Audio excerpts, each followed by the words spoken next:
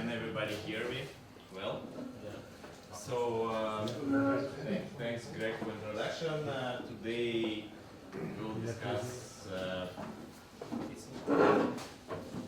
It's working now. Okay, today we'll discuss dirty tricks for image classification, as was announced.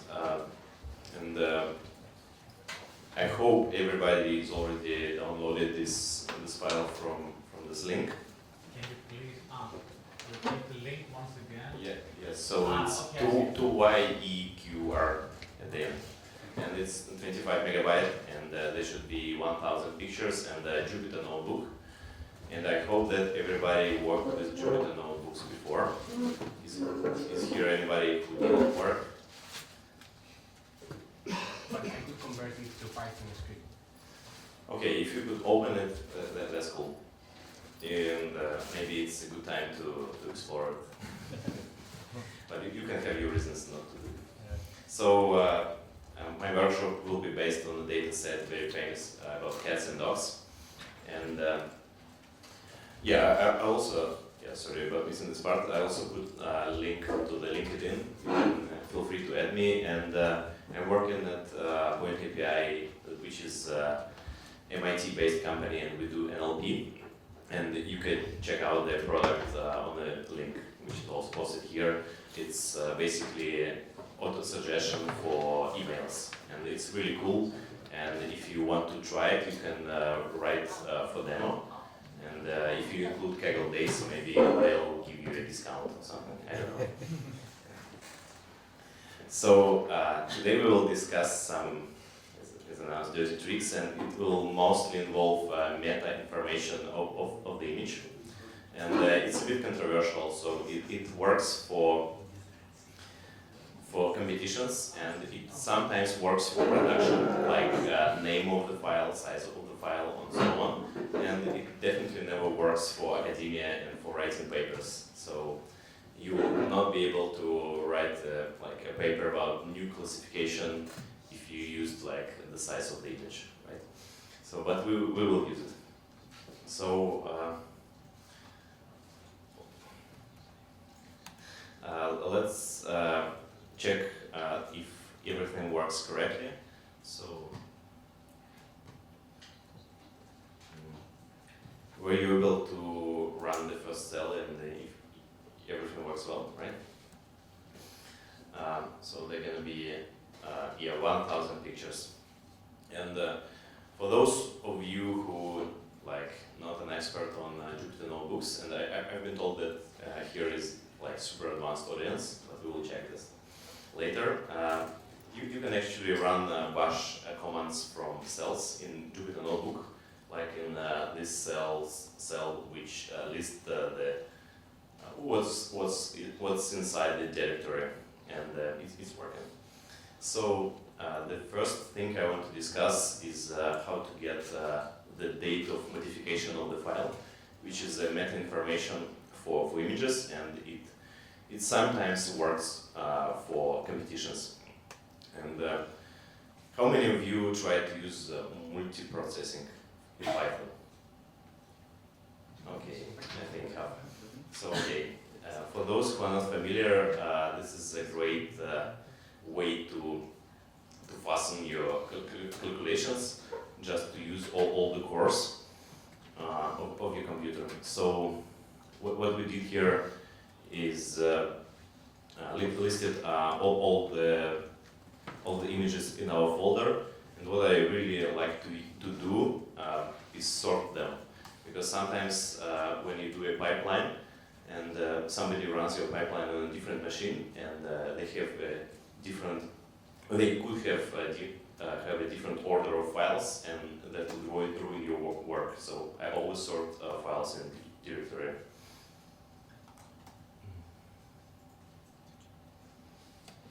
So the function which gets you the date of last modification of the file is called date, obviously.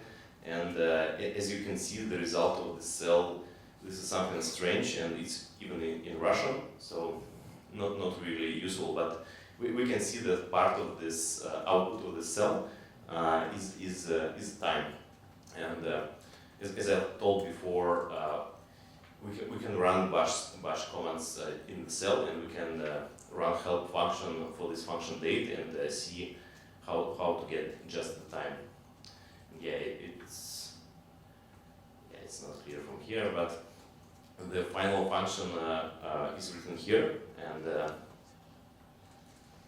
yeah, if we run it, we get just the time. And the point I was trying to make that if we run this command on one core, on my computer it takes like 9 seconds, and if we run it on all cores, then it will take like 3 seconds. And for those of you who are not familiar with multiprocessing, the syntax key here is really easy. So you have a CPU count, which gives you the number of your cores, and you run a pool of processes which will be executed simultaneously, and that's it. That will power your computation like very fast.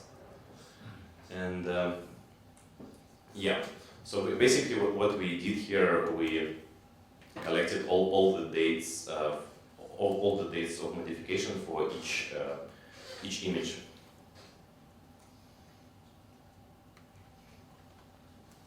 In the second part of most important meta information of image is size, and it's kind of controversial if you're allowed to use it. In some competitions, organizers restricted the usage of this meta feature, but you can always overcome it.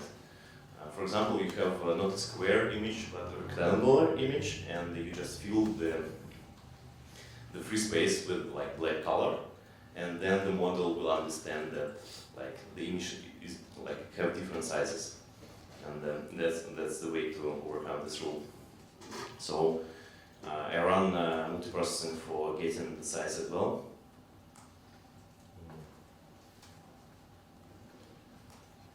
And then save all of this meta information to one data frame.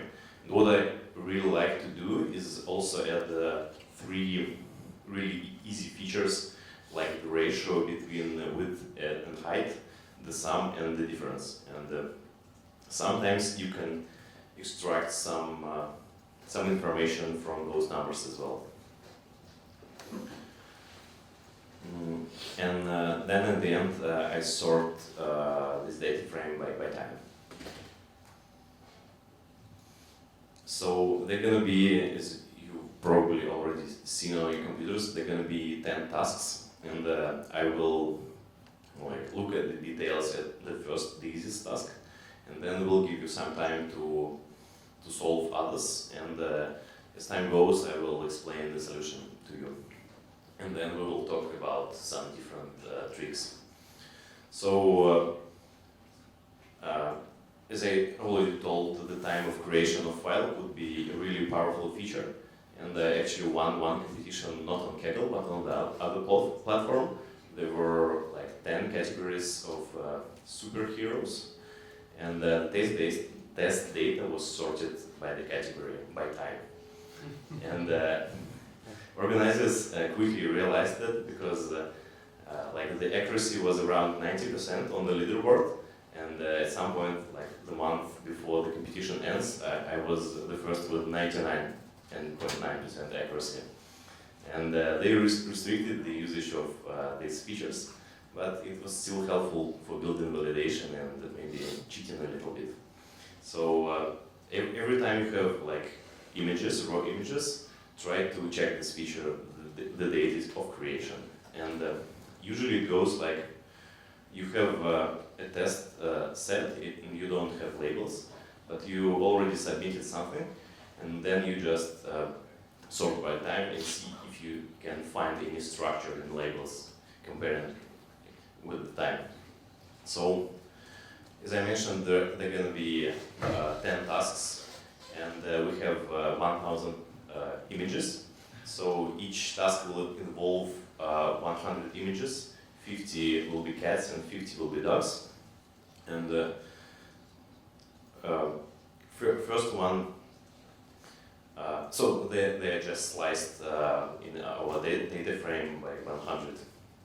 So here, if we look at our first 100 images, we see that the time isn't the same for the tail of this data frame.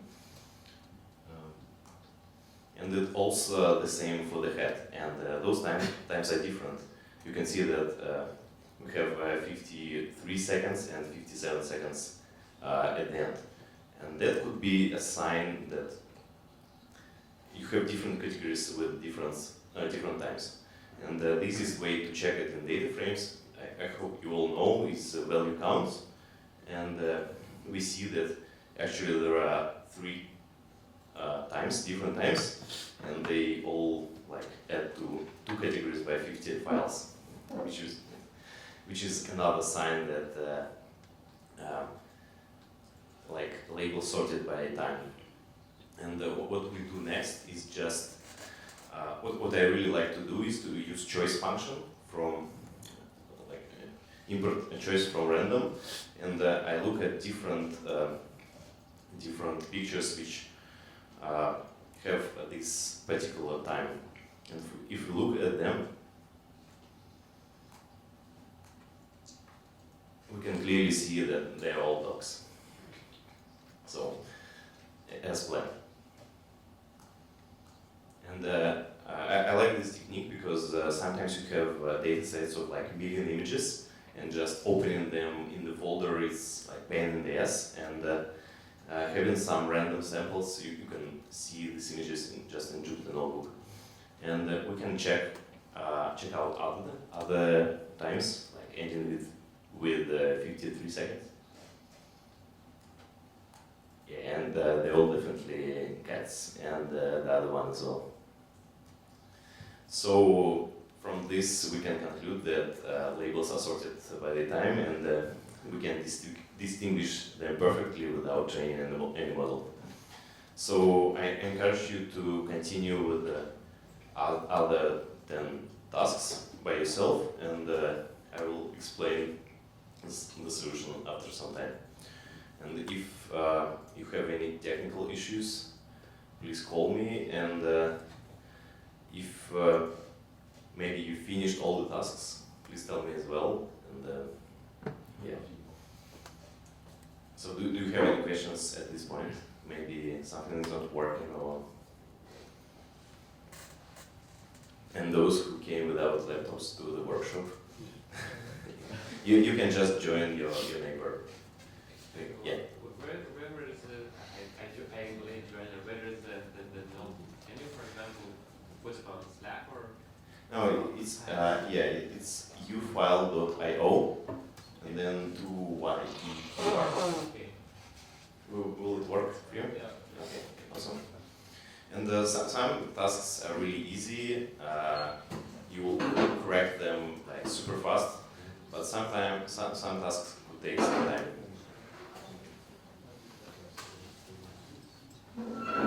What are you asking less than errors? Or is it R.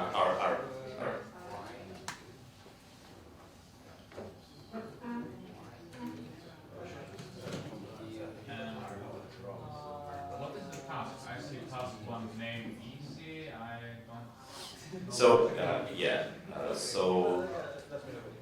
the notation is the following. Obviously in brackets you have how easy task is, and the name of the task it implies that something hidden in the name of the file, which will help you to distinguish between cats and dogs without training any model. So in task 0 we distinguish by time, but in all other tasks time will be irrelevant because it will be all the same for all files. But something in the name of the file will be relevant, and the idea is to find what's relevant. And after that, something in the size of the file and so on. Okay. Yeah. Sorry, could you just say again how you corrected that Russian time error or whatever it was? Corrected what? The time error? Ah, okay, I see.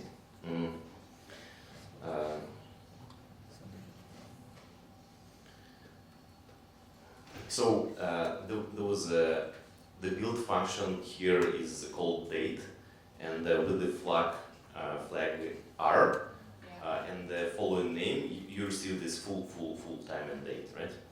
And if you add here plus then division sign and then capital T, it will do some formatting and will show you just time.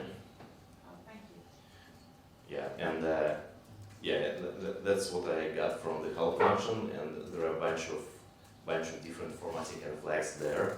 So you can extract any part of this long time date format, and that's what is happening actually in the function. Just a helper function builds the entire path, and yeah.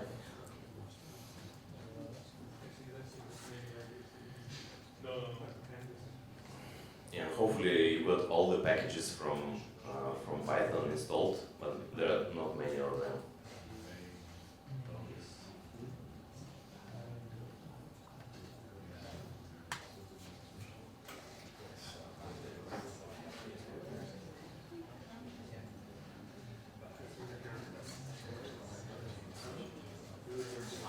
Have somebody done all the tasks already?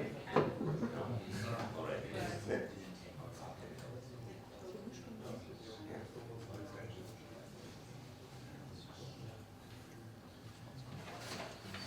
And this procedure of collecting time of modification and sizes, I do at all competitions.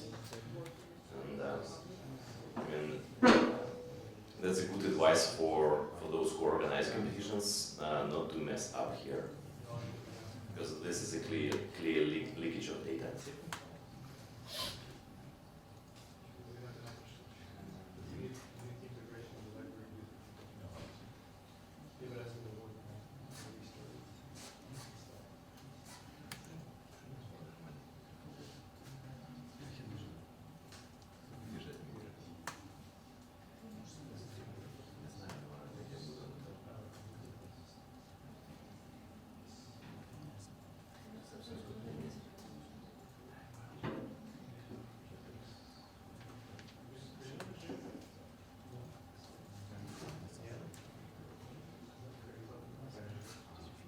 So did you solve the first task already?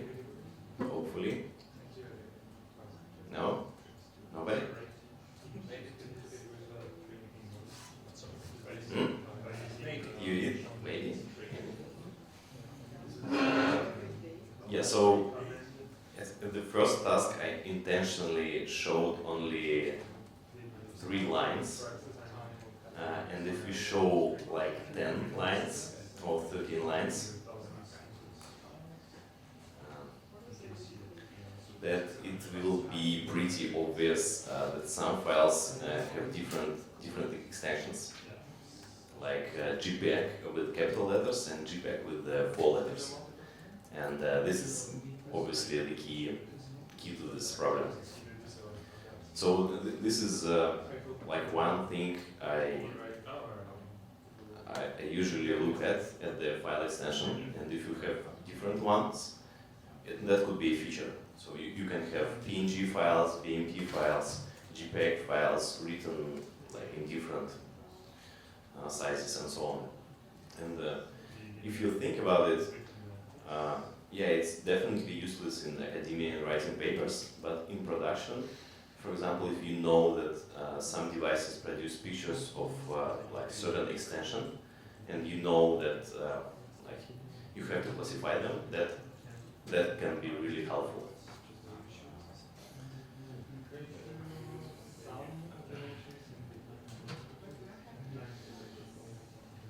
Yeah, so to check this out, I will write some code.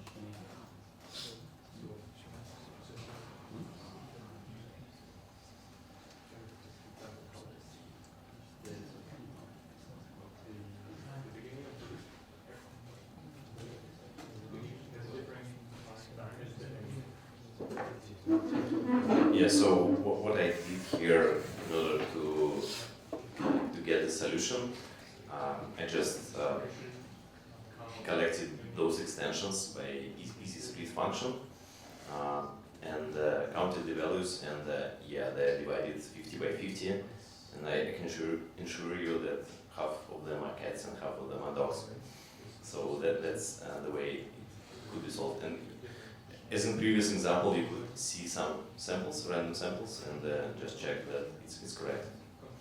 So I hope this could be helpful for further tasks.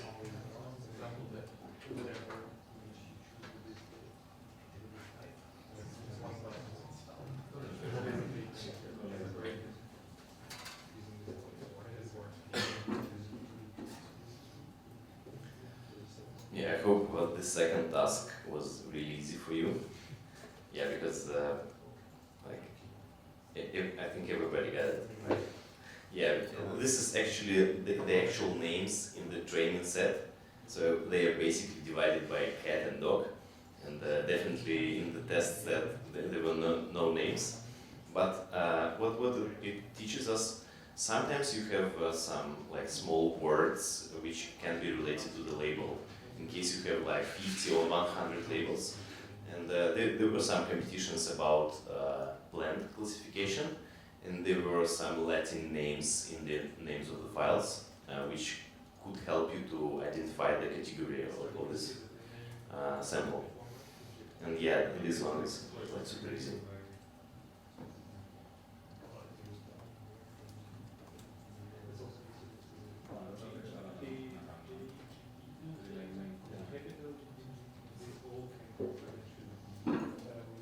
Yeah, and what about the third one?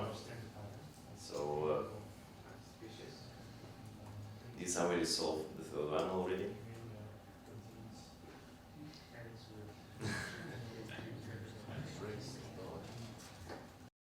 Okay, how many subcategories for these names in the third one? No, that had a lot.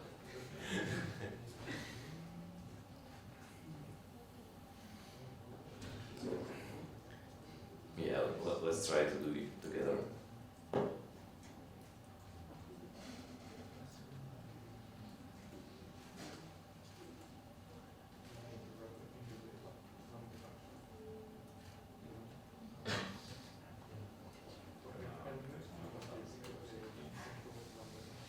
Yeah, here we definitely see some new words.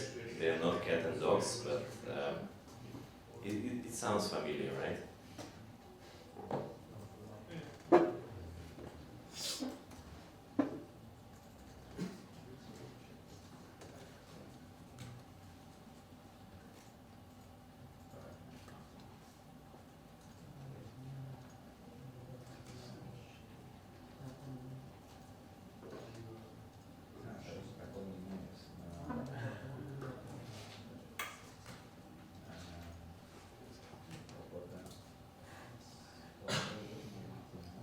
Yeah, so if we count all the values of those strange words, we will see that some of them may be related to cats and some of them may be related to dogs.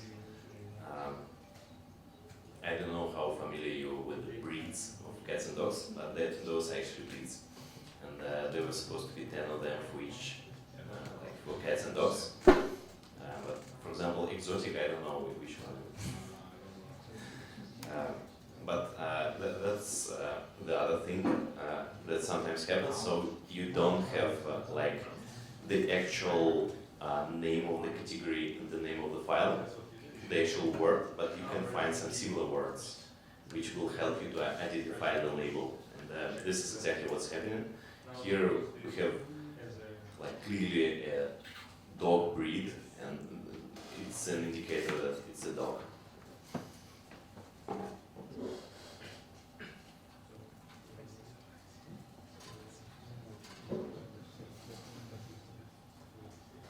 And the next one should be really easy, hopefully. So can you guess from these lines? yeah, it's the length of the name, and I found this feature like relevant many times because sometimes, like, okay, if you have like some hash function like here in the name, yeah, it probably will be the same length. But if you have some complicated names with dashes and underscores and so on, that sometimes you could categorize by the length of the name of the file.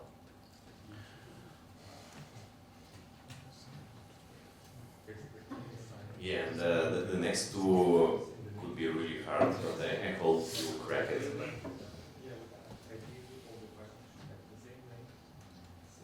So, did anybody solve the fifth?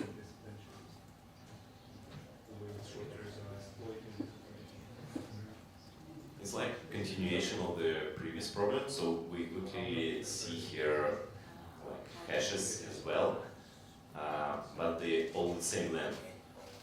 And what we're gonna do next?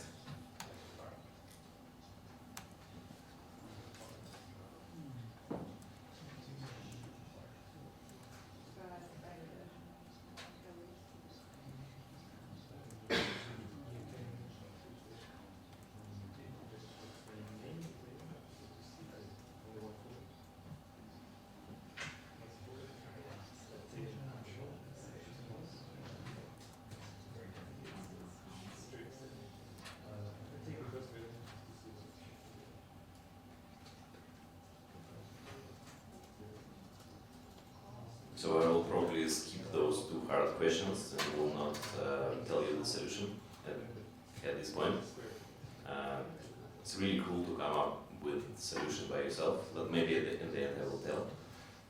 But it's like, it describes a very important type of analysis that can be applied like everywhere.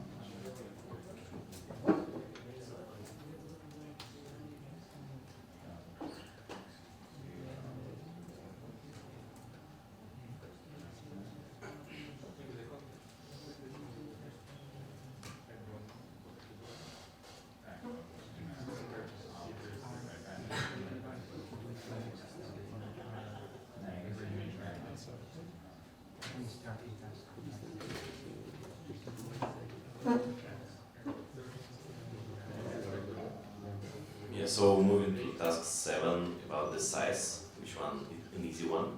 And if you look at like this table, you could clearly see that R, which stands for the ratio between height and width, so it's really close to 1.5, which in the real world like is really rare because you have different sizes of like images and ratios.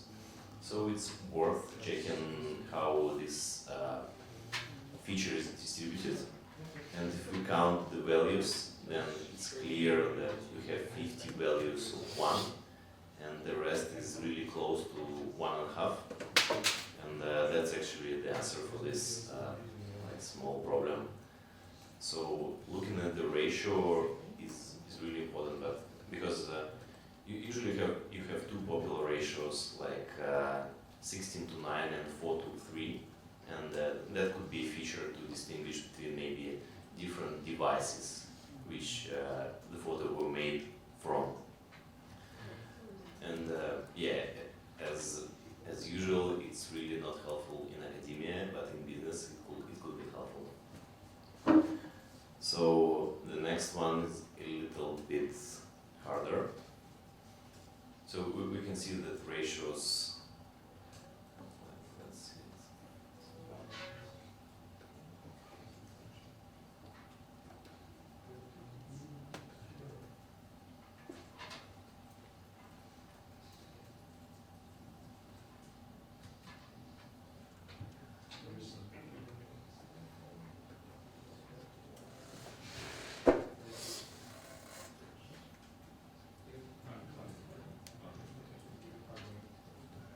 hope that everybody noticed already what's the solution here. So what is it?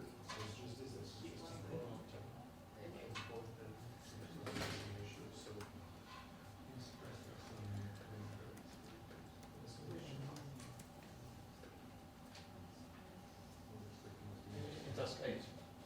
Yeah, that's task 8. So yeah, ratio kind of vary a lot here, but the difference between width and height is actually binary. It's either 0 or 15. We can check it out. But also the R, there are 50. R equals to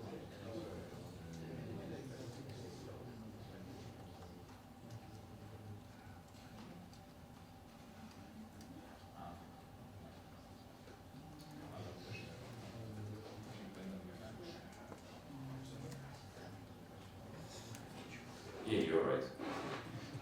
That's a bit strange. But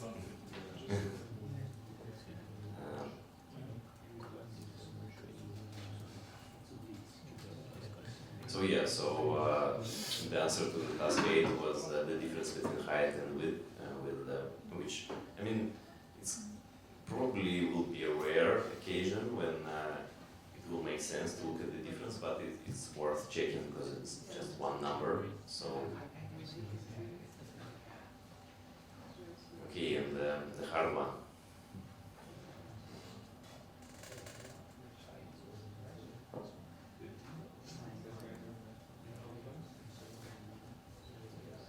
And the small hint here will be, so we looked at the ratio, which was the key for one task.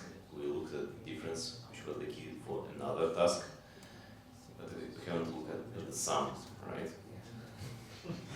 And I included it for a reason, right?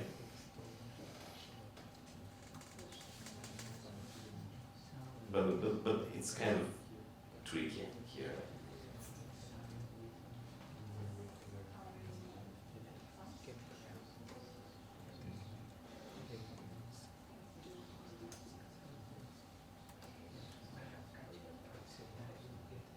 So maybe if you look at more values, then it will be helpful.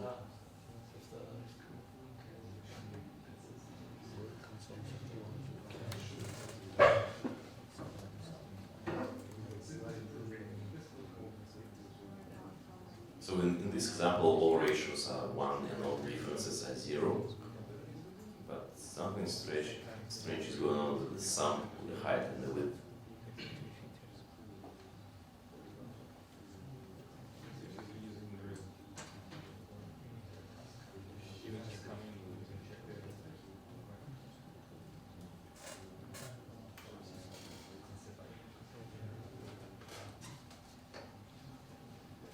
So I'll give you a couple of more minutes to crack it.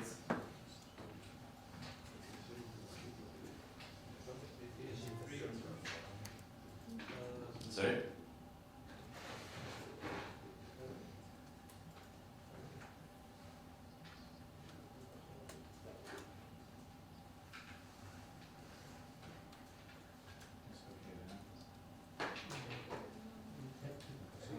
If it ends with a 4, it's a dog or something? What's for? The sum, if it ends with a 4? Yeah, that's actually the correct answer. And if you look at just the height and the width, and they end with either 2 or 3, and so the sum ends with 4 or 6.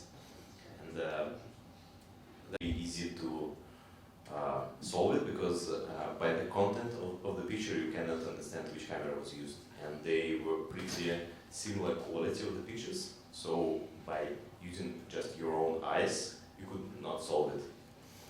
And it was clear that some cameras were underrepresented in this training set. Like for one camera, I think we had like 1,000 images, and for others like 10,000. And we started to collect the data, and one of the greatest source for that is Flickr. And if you like follow the link, you can have all kinds of cats there, and yeah, it's just enjoyable to see them. And what Flickr does, it allows you to filter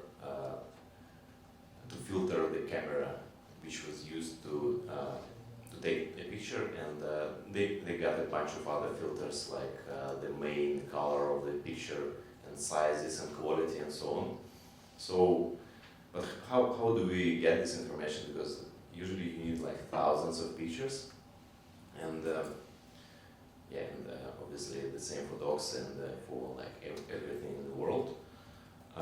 So there is a package called Beautiful Soup, and what it does, you send a request to some certain link, and Beautiful Soup it does parse the content of HTML page, and from there you could probably extract some direct links to the files, like with the JPEG extension, and that's how you can get the files. And in this case, it's actually not working because they thought about it. But you can find something interesting if you parse the main page. And for example, it's here. So no, it's not what you thought. They actually offering job opportunities here. Yeah. So you're reading, we are hiring. So if you parse HTML page like of a random like public well-known service, you can file like Easter eggs like that. So isn't it cool? And maybe find a job for a data scientist. So it's pretty straightforward here, but definitely when you parse an HTML code of the site, you have a bunch of text data, and the way to extract links, if you are curious, it's all here in documentation, here at line 3. You can check it out, and there are a bunch of examples of what you can do. You can extract different, like, for example, just texts, or maybe just links. And here what it does, it extracts links. And as you can see, there is no like JPEG containing links, and there are like 30 links, and so this is not the way to extract images from Flickr. And but there is another site. It's called Yandex Photo, from the biggest IT company in Russia, Yandex. And yeah, definitely it has the same pretty pictures of the cats and dogs. And if we do the same here, and here the code is a little bit more, like a little bit more complex. What I did here, so when you send a request from Python notebook, then most of the sites will understand that you're using some automated request and not like a request from your browser, and they will be not happy about that. They will understand that you crawl their site to extract data, and they will ban you like quickly. And what this like fake user agent package does, it emulates all the meta information you send when you like put a link in the browser. When you actually hit enter in your browser, then it's not just please send me the response for this request. It sends a lot of information, like which like browser you use, which system you use, and so on. And it kind of like help you to overcome this problem. But Yandex, like there are smart guys working there, so after some time it's not working. But let's give it a try.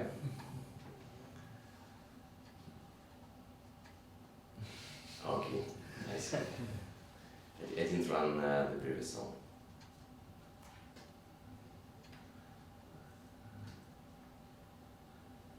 It would be funny if Yandex now gave a job advertising. Yeah, I mean, they experience no problems with hiring a bunch of people because there are lines of like Yeah. IT guys from Russia wanted to work there. And yeah, so I was lucky, and Yandex didn't understand that I'm a robot. So the images, the links to the images here ends with this like some gibberish stuff. But if you put this link in the web browser, let me just show it.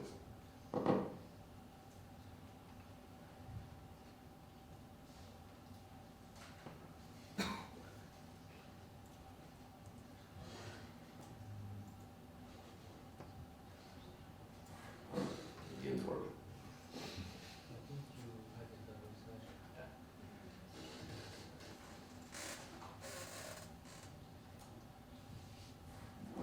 Yeah, so we clearly here opened like a picture of one cat instead of a bunch of cats. So and that's the way to like build your crawling pipeline. So you see like a bunch of HTML code. You can extract some links. You can like easily see them what's going on in the browser. And I mean, in this case, you can just copy the image link.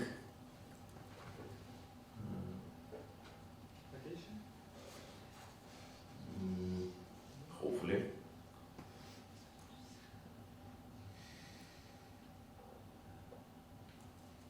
Yeah, and if you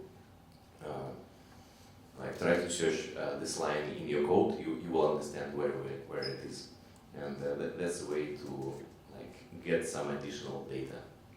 And this is, but this was not the way we got the data, because we had a team of 5 people at that competition, and there was one guy from Yandex, and he introduced another way how to do it, and it's called Selenium. And this is a tool I was introduced like 5 years ago, maybe even earlier, and I fell in love with this tool. And what it does, it actually emulates a browser. So if you run a cell, then the script will open the browser. Oh, you see it. So it's asking for the capture now. So and you can do all the stuff in the browser using the script. So you can so the script is like really simple. It just opens the page, but then there is functionality there which will you will be able to open all the links and like download the data and do whatever you want, and it will look like you're just working in the browser. So there will be no issues with the captures, and that's the actual way we got this data. And it's like a really powerful tool, and a lot of IT firms who specializes on crawling the data, they use it. So and this Selenium package, it supports all kinds of browser, not only Firefox but Chrome and all others. So in case you will be needed like additional data, use Selenium. It's really fun. And the best part of it, when you like open the browser, you probably don't know which command will like click the link or click the image, and like probably some of you use macroses in Excel to I would say, when you like run a macros, it can like write the code instead of you when you run it, like collect the code and then you run it again, and you can fix it. And the same is happening with this Selenium. So you can open it in the browser, press record, and it will record all the stuff you are doing, and it will be translated to the code, and that's how you learn all the functions which are used to click and so on. So it's really powerful, and I encourage you to use it. And yeah, what's the most evil and dirtiest tricks of all? So it's Amazon Mechanical Turk, when people label your data for money, and so yeah, let's talk about that.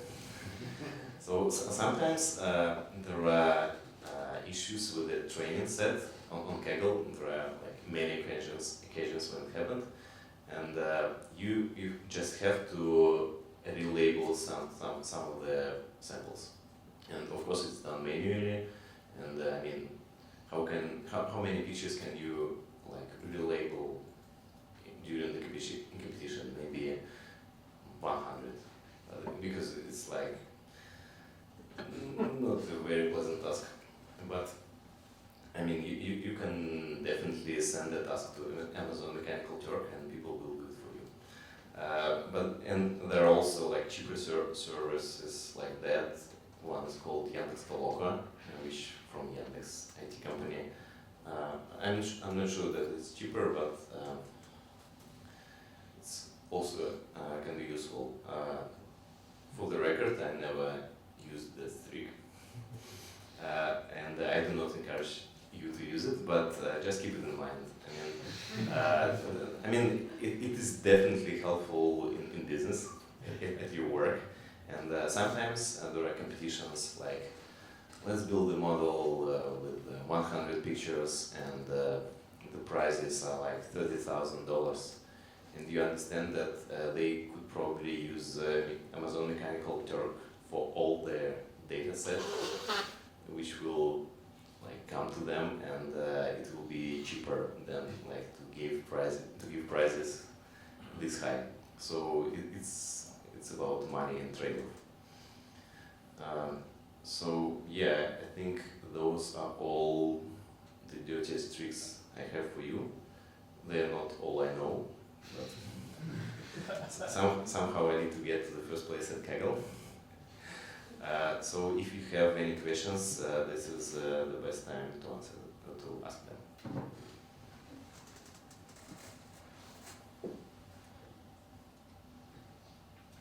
Yep. Thank you for your talk. You mainly talked about dirty things about. Can you? Yeah, you mainly talked about some dirty things, tricks for image data. How about to deal with text data or tabular data? Is there any other like things to? Yeah, workshop was called Tricks for Image Classification, but it's for text data. Let me think. I mean, the obvious trick with the text data is usually try to find the origin of the training set, and it's usually done a lot. And there were issues with core competitions, I think, and there are also some maybe paid services which can help you to maybe tokenize your data, or like somehow like prepare your data, and it's usually illegal to use a Kaggle because they're paid, they're not free. But yeah, that's maybe the way to improve your model.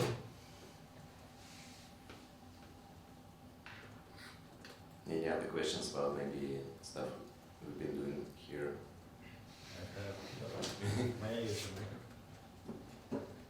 I have a small comment about the Flickr website. Actually, we don't need to parse HTML's page because Flickr has a very good API. However, it requires you to first of all get a key, and there is a strict limit on the number of queries per day. I think 1,000 or 2,000. But the Flickr also has a small leak.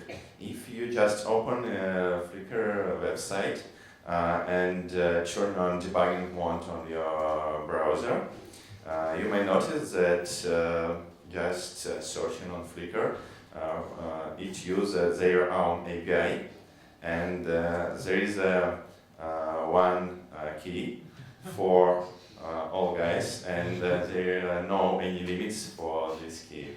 So you just may use it in your Python script, and you don't need to parse any HTML pages there. That was dirty. but we know other tricks, right? With Google API. So Yes. the relabeling the data is not prohibited by the rules, right? Yeah, If you feel like some labels are wrong, you can relabel them and train the better model. Right? yeah, it is usually assumed if you relabel by yourself that it will not like achieve some scale which is unheard of, but you're probably not supposed to hire like a bunch of guys to do it for you. But I mean, there are a lot of competitions when you just can't tell by using your eyes what's the label is. It's so confusing, and there are like image segmentation which takes a lot of effort to label. So I mean, it's not really useful. But yeah, labeling a couple of examples, like cleaning the data, is essential part of like being a data scientist and like producing good models. So it's definitely the way to go. You can also pick the examples that the model is makes the most errors, right? And only relabel those instead of like going through the whole data. It's actually how like initial labeling sometimes is done. You label like 100 pictures, build a really like simple model on that, then label all the pictures with this model, and then look at the like most uncertain pictures labels and maybe correct them, and then that's how you extend your training set further and further. That's how it's done. Yes.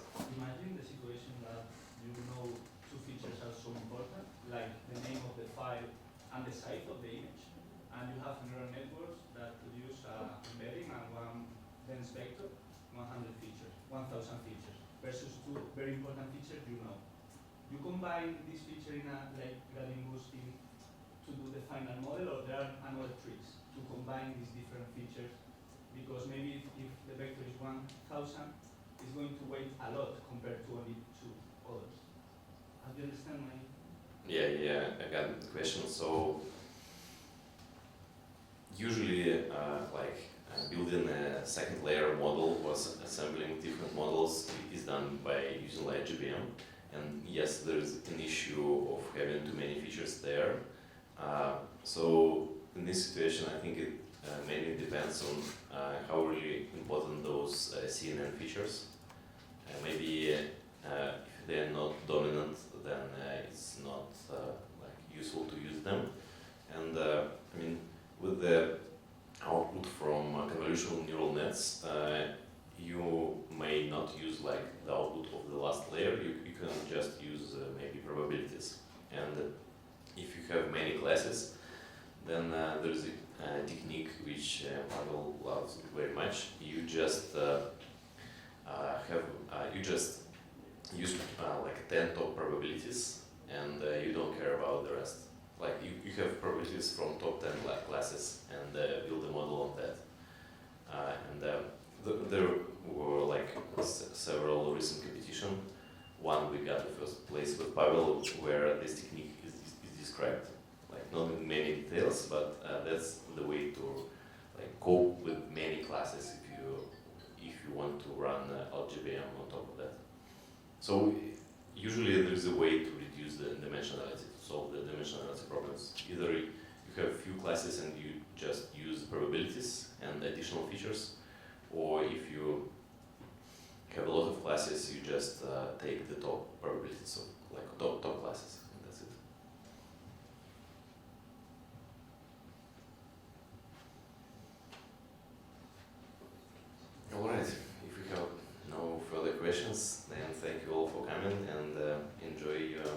piece of knowledge. And,